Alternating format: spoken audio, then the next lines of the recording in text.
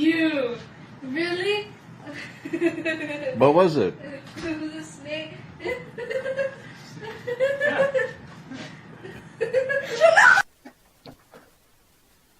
Excelsior, true believers, welcome back. Yes, I know it's been a while for me, but stuff happens. Back in March, I went to Phoenix to see Katie, Sophia, and Dan. Just love seeing them. And came back, and then just started having some little issues. Getting older, bullshit, you know. So I've been dealing with that, but things are much better. But I've certainly missed doing this. But I've been watching you guys. You guys are doing very well. This community, all the different communities that are in YouTube, nothing beats the comic book community. All you guys and gals just take awesomeness to a new level every time I see one of your videos. And I'm glad there's new people coming in, you know, as some of us fade out, you know. But anyway, Katie and Sophie are going to be here July 11th. They're going to be here for 10 days. I am so excited to see them. And hopefully, not hopefully, probably Sophie and I will get to do one of our old style videos. Maybe we'll do a What's in the Box, but you know, I haven't done a What's in the Box in a long time. But anyway, over the last few months, I have accumulated a lot of books. And I just haven't been able to get around doing anything. I've had problems with my webcam, you know, camera work, but there's no audio. But this one, the audio is working, but I've also hooked up this thing just in case, you know, so I have a backup. And it's recording on Audacity, so I can see it's recording, so that's all cool. So, okay, Tom, shut your face and get to it. First off, Ricky, Homicide, the video Homicide. I'm not going to. The video screwed up when I first started doing this, you know, so I went for like 8 minutes and then realized nothing was being recorded. You know, so I had already opened them up. And I promised you I was going to wait till I get a video, a camera that worked and everything would work. But anyway, long story short, original one was mailed on, where the hell is it? Oh, April 10th. This was originally mailed on April 10th. You know, his fanzine, his zine, Frankenstein. You know, he does this. He does this all himself. You know, and he has other contributors, other artists that contribute to the zine or zine, you know, magazine. And he comes out with them. He puts them all. He does all the work, puts it all together, does all the printing. I think he goes to Kinko's, if not wrong. But anyway, I already opened them. I feel it because everything's screwed up. So these are the original. I ordered two. I wanted to get two, and these are thick, big issues. And I don't know who did the cover on this one, but these are all different artists that contribute to this magazine. And it's exceptionally well done, you know. Ricky just loves doing this stuff. You know, he's huge into horror. But then again, who isn't? This is Cinema 187, the Asian Film Edition. I'm not even speaking correctly. But anyway, this is the one that came late. And I talked to Ricky because it was like 3 weeks and it still hadn't been here. It was actually almost a month. So he resent it. And he sent it a couple of extras. But this one was like sent on like May 9th or May 6th. And it was here in like 4 days. And the day before this one came, the one that got lost showed up. They must have had it stuck up their fanny or something. So I go, oh, look what I got. Oh. But he said some extra stuff. He sent a lot of stickers. Stickers are really cool. You see his garbage pail kids. And this one is called the extra issue of something macaroni and dope. Raise the Dead, issue number 666. And this is all Ricky. This is all his art, all his characters. It's all, he does all this stuff himself. And the extra two issues, and I sent him a few more bucks to make up for his loss, because it wasn't really my loss. So, he puts all his time and energy into doing this, and it's not fair for him or anybody that does this to lose, money on this stuff, because they put a lot of sweat and tears. And I apologize if I seem off, because I am. And a few weeks ago, Lady Maranya, there was something going on, and I'm not going to get into it, but they had a GoFundMe. And Dr. Strangelove, Hans, Dr. Strangelove, and had an auction on Dr. Silverage's channel, and he was putting books up for auction. He put a lot of books up, and all the proceeds he put towards the GoFundMe. And Cheap Comic Collector was doing the same thing. And he does live videos all the time, selling comics, giving people an opportunity to pick and choose what they want to buy. And he sells them for like $1 to $2 a piece. So he was very generous in the books that he sold. That one day, with all those proceeds went to the GoFundMe for Mariah, and everything is really cool. So all those people who helped out, way to go, you guys rock. But Cheap Comic Collector, he had a raffle.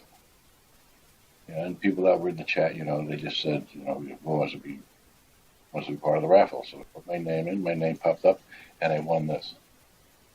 This is very good. I really like this. It's very good. Frankenstein. Very good.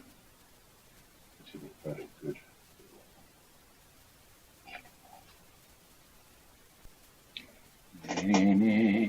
I really like it. Story was good. It's Frankenstein, of course. The story is good, and the art was very good. I enjoyed the art too. And the art was by Anthony Williams. Of course, my fingers aren't working. My hands aren't working. Having a hell of a time trying to play the friggin' guitar. Yeah, Anthony Williams did the art, and the story was by Claire Bampton. So he sent me this, and he also sent me a copy of Richie Rich Money World, number 10 Harvey Comics. That was so cool. I haven't had a Harvey Comics in a long time. Really cool. And where the hell? Sorry, Hans. Hey, where the hell are we? Of course. If I wasn't disorganized, it wouldn't be me. Okay. And the books that he put these up as a lot, I said, yeah, I'll take it. And these Golden Age, 1953. And a little note that he sent along with it. That's for me. This is Crime Does Not Pay, number 120. Nice Golden Age stuff. March, number 132. Crime Does Not Pay, number 132. This is from 1954. And this is number 11. I didn't check to see what year it was, but it's earlier than those two. This is number 11. Crime. Oh, this is Crime Can't Win. Wait a minute. Oh, the other two are Crime Does Not Pay, and this is Crime Can't Win. Very cool. And Dr. Silverage was talking about, a few other people too, he was talking about the new Ghost Rider. I didn't know a Ghost Rider. New Space Ghost. and I didn't know it had come out. And I haven't even looked at these yet, and I don't know who did the art. Oh, David Depose and Jonathan Lau. So I think Jonathan Lau did the art on this one. This is the foil cover of number one. Right out loud. I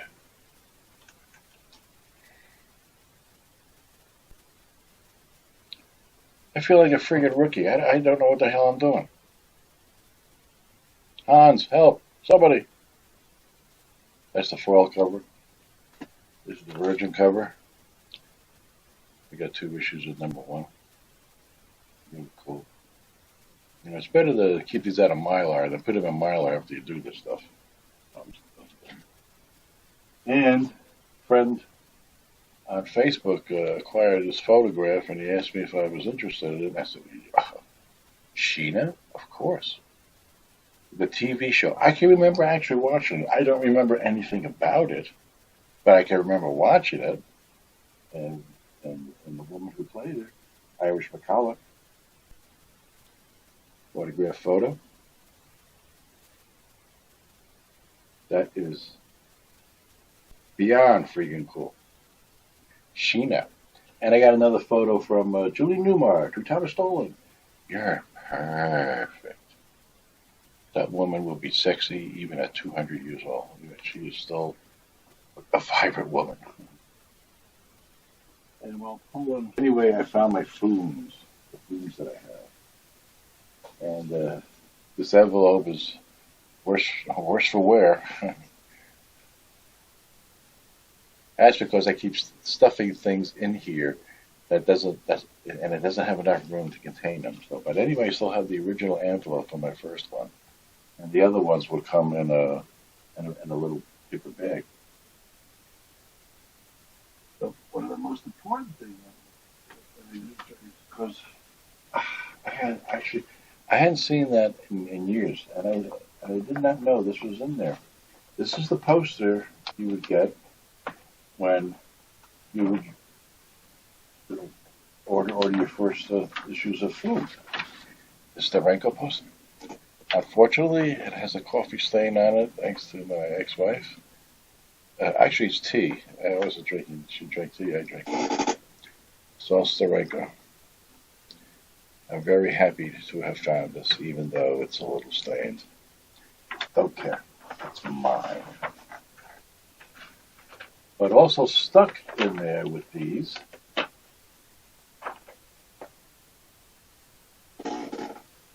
and I was wondering where the hell they were, is my, this is the empty one, okay? There's a couple in here, not very many. But this is the Mighty Marvel Value Stamp book. There's only one stamp in here. I have other loose ones, but I never put them in here. I wanted to keep them loose, so there's a couple of, you see, Vision, you know, Marvel Girl. But there's only like about 4 or 5 in here. But I do have one that's complete. All of the stamps are in this. Every single one of them. And the last one. Number 1 was Spider-Man, of course. We got Conan and Ben and the Hulk. Who we got down there?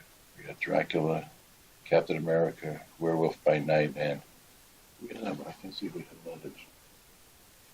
Oh, it's Thor. And Thor. And the last one, everybody was trying to guess what it was. I remember picking 2 or 3, trying to guess who it was. Okay, who don't we have? Galactus was the last stamp. Or Galactopus, as I used to like to call him. And of course, my Fooms. Spring 74, right? Yeah. This was the first one that came in that envelope. These were really cool. I'm sorry I never got the first 5, the first 4. I was a little slow. Well, I'm slow now too, but I was slow back then. 5. 6. And this is how they used to. It was mailed like this because there's the address I was living at in Bayonne. So they would come in the mail like this. How they never got ruined, I have no idea. And this one is very interesting. Oh yeah, the Marvel softball game. This is what everybody enjoyed doing comics and be a part of a team and having a good time. And none of this bullshit we have today. And I'm sorry, but I'm never buying a new comic again. No, I've had it. I've had it with the crap. I'm sorry. Well, anyway, this is Boom, number 7, fall 1974. And on the back is what I believe, is the first preliminary drawing of Ghost Rider by Mike Plug. Johnny Blaze. That's very cool. And my favorite one, even though I wish I had them all, but it's Captain America. John Romita, Mike Esposito cover. Very cool. I love it. This is my favorite issue, definitely. And they're all, I still can't believe the shape that they're ready, considering how many times I've taken to move them around. And what's really weird on this one, if you look at Cap's boots, this one over here is the colored. The one over here is red, but this one over here is white. Was that a mistake? Is this the only issue that's like that? Jeez, I hope so. But I don't think so. And now why are these out of order? None of them.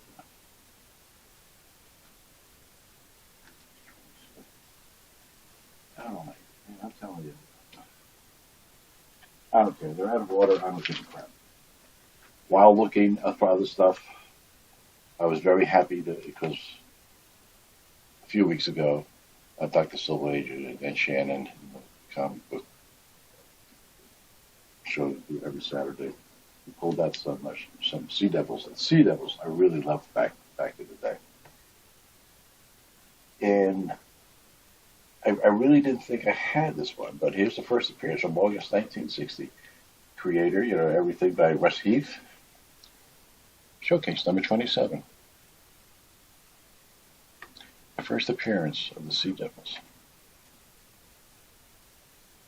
Showcase number 28, 1960. 10 center, of course.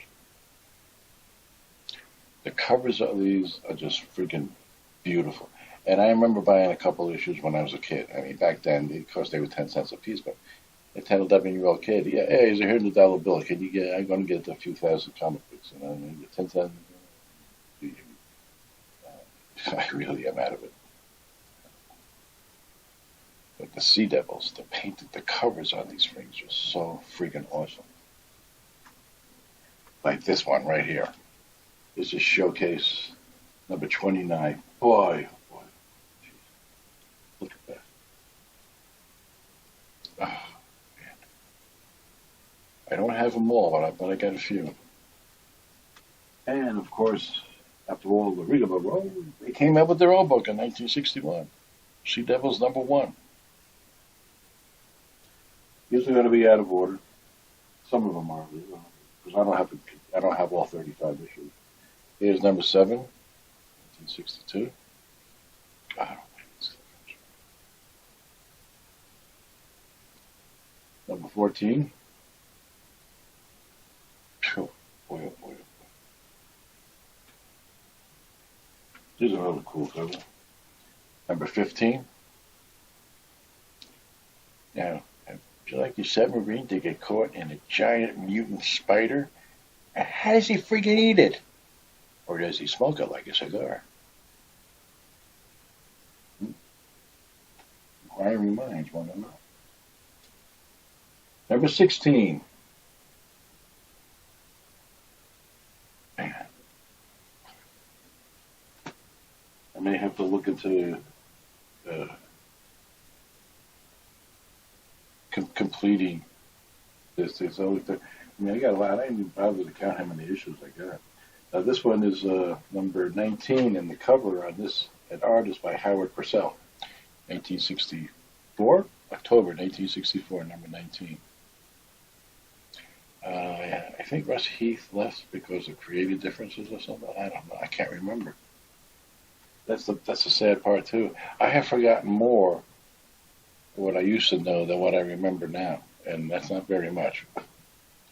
And this one is number 11. See, they're out of order. Number 11. Wow. I had to put him in a Mylar because they were still the polybase. And this is number 13. Damn. These were so good. And if it's available in reprints or whatever, on the bus or whatever, I recommend Sea Devils. Very good. I love them. Oh, I got 2 copies of this. Number 21. Howard Purcell. Again, cover and art. And to bring up a favorite phrase by everybody, I breamed myself, and I didn't even know it. And Sea Devils number 23. The Outcasts of the Seven Seas. It's Howard Purcell again.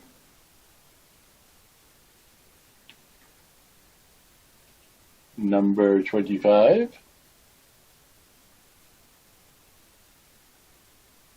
I think he used to be a friend of Captain Hook's.